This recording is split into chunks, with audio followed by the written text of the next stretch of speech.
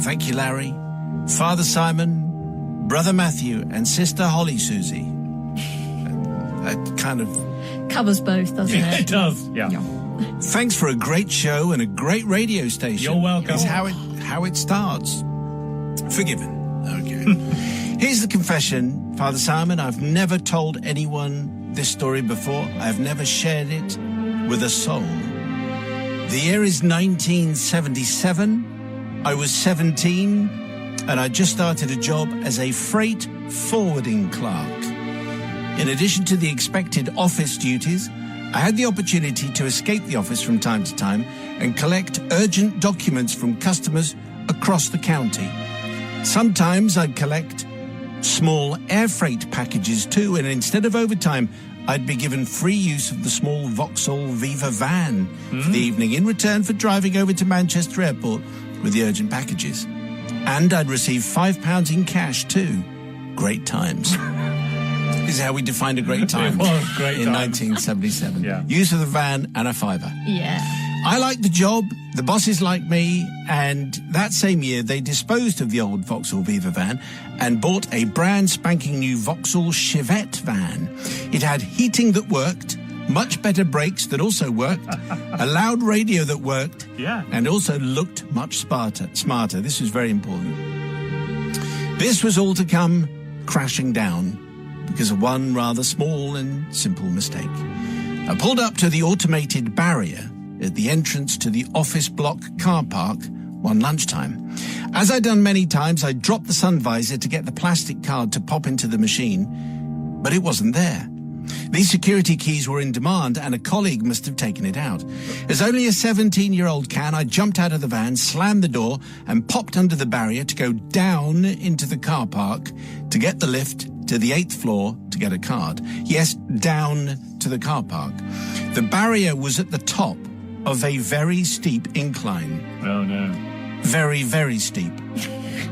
And suddenly I heard a very loud crack, and the wooden barrier whistled past my head, and the van was following. What?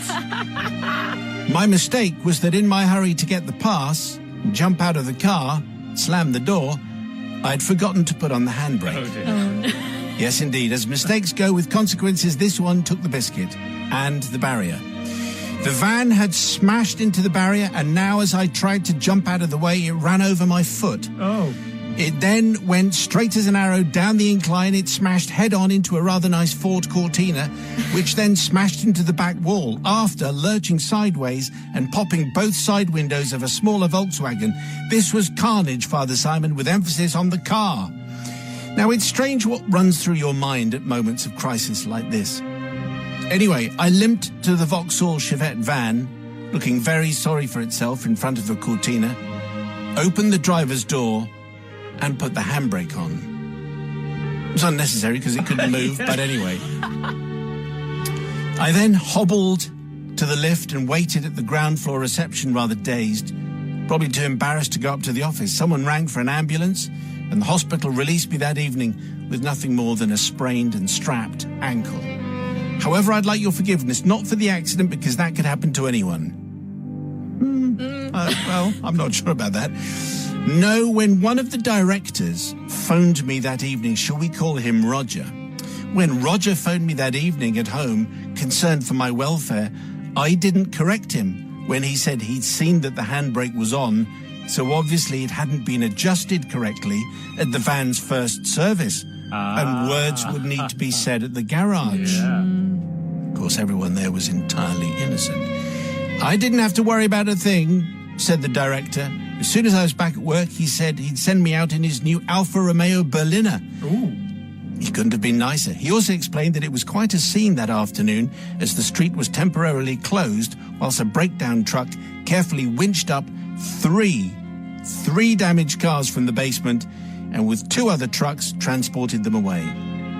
The van was promptly repaired with a new front bumper, front sill, front grille, all front lights and a new bonnet, together with both front wings. Apart from that, carry on as you were. Yours in hope of forgiveness, says Larry. He's never told anyone this story. So what? But what's interesting about this is, maybe it could happen to anybody. However, Did someone cop it at the garage because they thought it was the garage's fault and not Larry's fault? Sister Holly, Susie. Yes, well, the thought of it all crashing into each other is really rather hilarious. I know it's bad. I know I shouldn't laugh, but it is very funny. And it all, I mean, obviously no one was seriously hurt. Obviously, if they were, I wouldn't be laughing. But the thought of it all crashing into each other, very, very funny.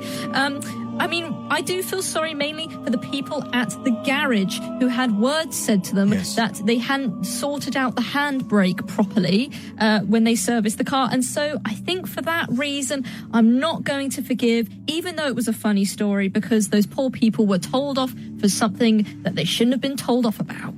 Sister says she's had words with you, hasn't she? Yeah, I think I was very relaxed yesterday, and I forgave, and then today you regretted it ever since.